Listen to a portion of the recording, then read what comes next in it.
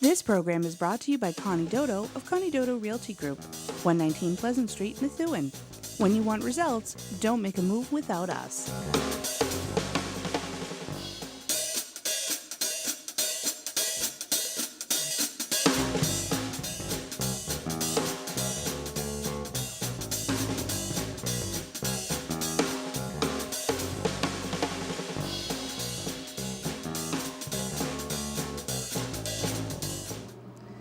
Good evening to Dodo Real Estate View.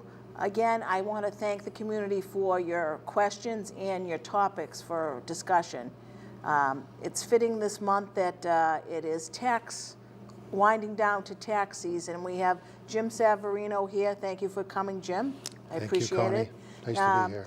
Jim is with Boston Partners in Andover, and he's had 35 years of experience with assisting families and companies through their financial planning. And I have to say, I mean, it's not 35, 39 years, so you have quite a wealth of experience. He's a graduate of Wentworth Institute. Again, another kudos in your cap there, because that's an awesome college for technology and so forth. His accreditations are, I don't even know all the letters, but I'm going to read them here. Is Accreditation Investment Fiduciary Designation. It's an AFI. Which maybe as we get into the discussion, you can tell us more about some of what these mean and how it makes you a strong person to help suit people up to what they need to do with their financing.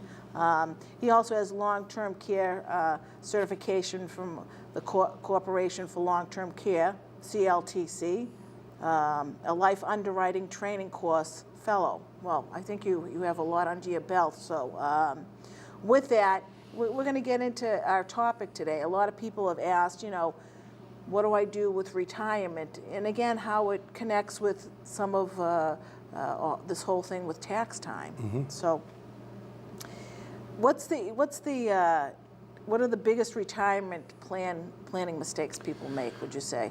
Well, in my practice, in fact, like right now where we have tax time coming up, you still can make a contribution into an IRA.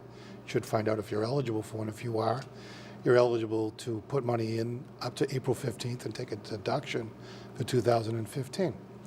And if you're over 50, like we are, Connie, you can put an extra. Come on, you're not supposed to tell that to people. You can put an extra $1,000 in. So, but one of the biggest things that people make a mistake with is they don't do anything about it, or they don't have a solid plan. They don't sit down with somebody to really discuss what their goals are and how they want to accomplish it. A lot of people really go aimlessly into this retirement world, and they're really not happy with the results. Right. I think sometimes we always look at goals and objectives, and we say, okay, we say what our goals are that we want to get, but what's the consequence if we don't plan? So I think that's, you know, kind of a bit of what you're talking about. It's like, absolutely. You know, why not sit down with somebody to talk about what you need to do? You know, what we find today is that people spend more time planning a trip than they do their own future. Mm-hmm. And a lot of times I think people are afraid because they think that they're maybe too far behind.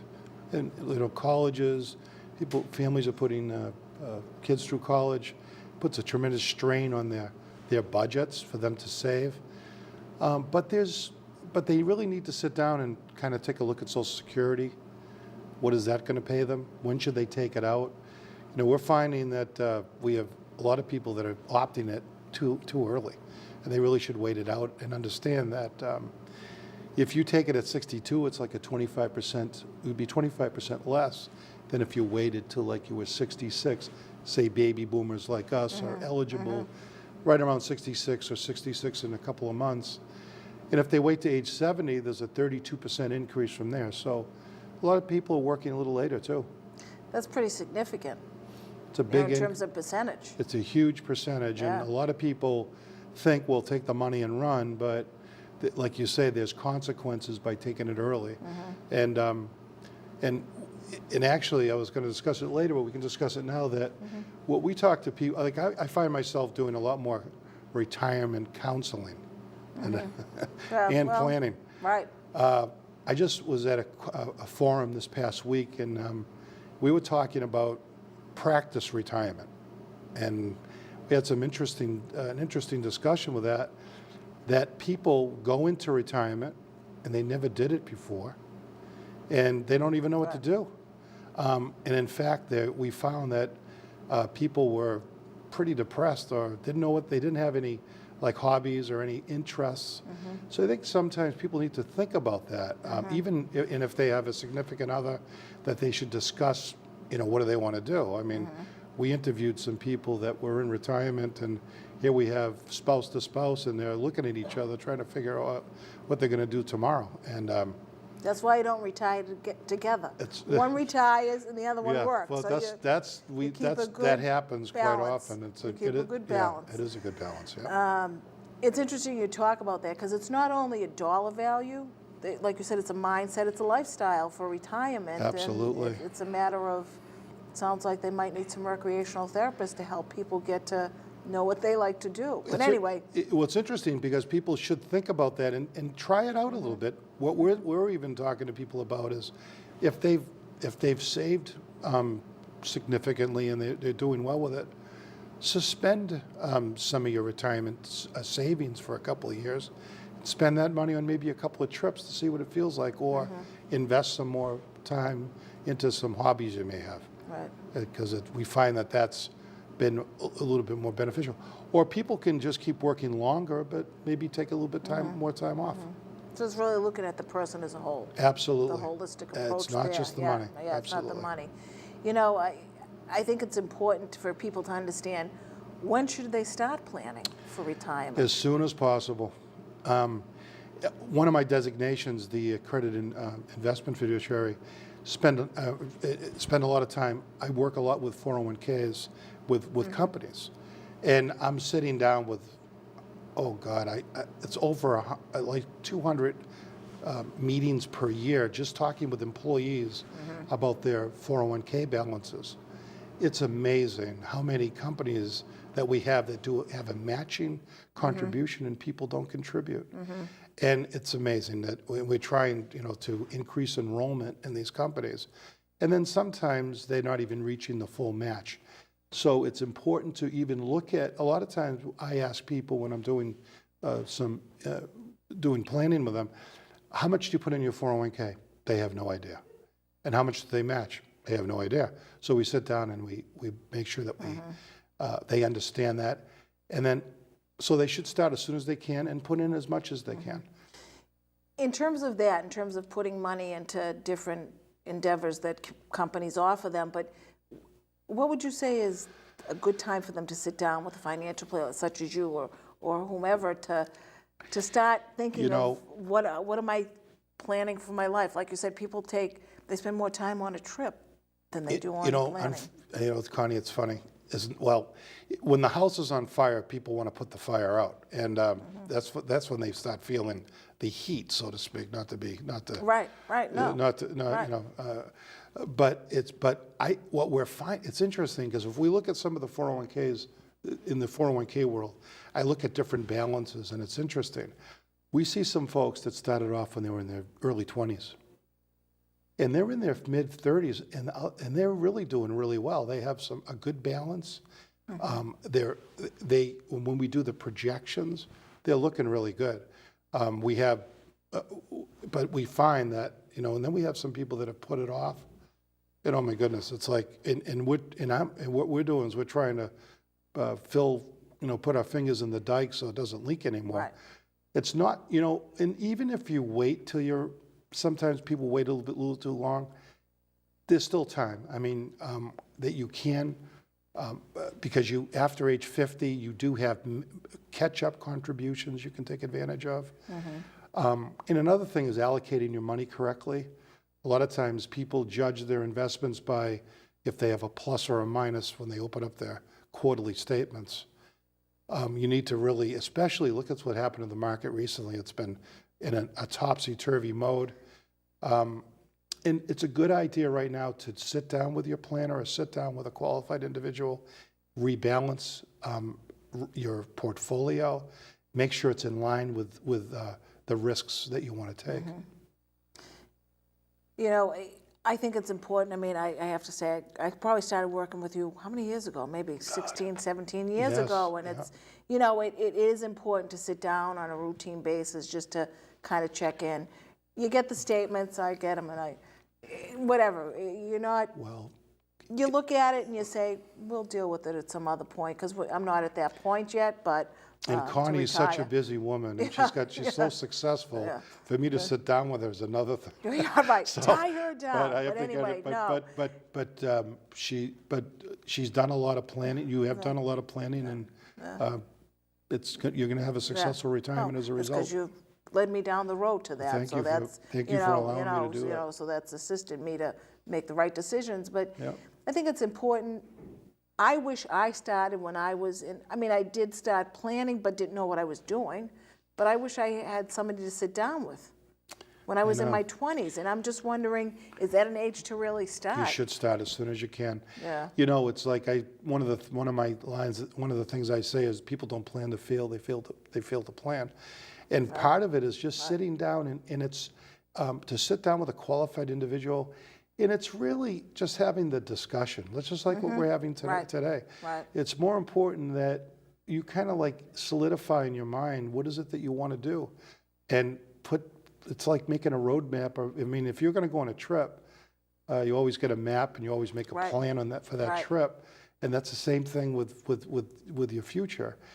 We just find it just having in couples too.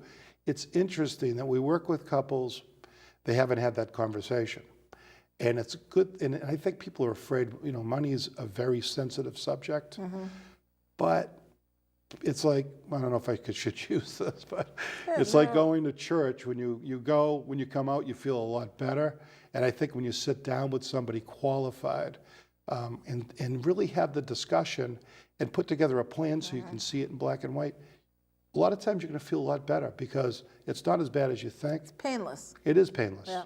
But what happens is when you start putting money away, and when you put money away, it's tax deductible, or you can put it into a 401k and it's pre-tax. Or if you're in like say a school teacher or in a nonprofit type of a situation, you can still do it pre-taxed in like a 403B type of a plan, something that is, so take advantage of the qualified opportunities that are out there. IRAs, the Roth is another great opportunity where you can put money away, not deductible, but tax-free. And that's another one. But again, you have to sit down and look at the limits that you're able to limits that you're eligible for, and take advantage of it. How much retirement income will somebody need? I mean, I guess that's a open-ended question. Well, as far as we look, you use it like, say, an average number. We're always looking at like 70% of what your income is. Now, people say, well, do I really need that much? I mean, the mortgage is paid off. But what we're finding is when people retire, they're doing a lot more travel, spending more time if they have grandchildren, of course, spoiling them. And they're doing a lot more things. We find when people retire, they spend more money when they retire, just like they all of a sudden they want to get all new furniture for their homes, and they want to redo things. So 70% is a good number. I like to use even 80 or higher if I can. It's always good to be over-prepared than under-prepared. And then there's other situations. What's happened is, if the thing that if we went back in time, there was more pensions out there. There's less today than ever. There's only about 13% of all companies offer pensions. 13%? That's what it's down to now. Wow. These are like what we would call the defined benefit plans. This is some recent data that came out. So if you take a look at like the good old pension plans that people got, they're not there anymore. Healthcare has increased, as we know. So if you take a look at like 30 years ago, as far as healthcare expenses, most of that was paid, where today retirees are paying more of that. Also, in part of one of my designations is long-term care planning. it's a challenge. It's something that people need to look at. And you can design it that's affordable. I mean, I think that landscape has changed, and you need to it's something that we don't want to talk about, but it's something you need to look at. I mean, I think that's a good opportunity for us to have some conversation on that now, long-term planning. What is that? A lot of people don't, you know, I understand what it is from you educating me, but I think for just the community at large to understand. To know that, well, a lot of times people say, well, I'm all set because I have, you know, Medicare. Well, that's limited. Right. And as you know, being part of in the healthcare field in the past, that Medicare is limited to the first 20 days. I mean, you have 20 days, and then the next 80 days, they do pay, but with a deductible. Then after that, they don't pay anything. They do pay if there's some physicians involved with it to help you, well, for some home health care, but very limited in scope. So folks, in part of my practice too is I have some attorneys that I work with for Medicaid planning, where we're taking, as our last resort, putting large amounts into annuities to help protect these assets. And I'll tell you, they're very stressful meetings because it's just not the best time for people. But if you can do some preventative planning, it's like preventative care for health, you know?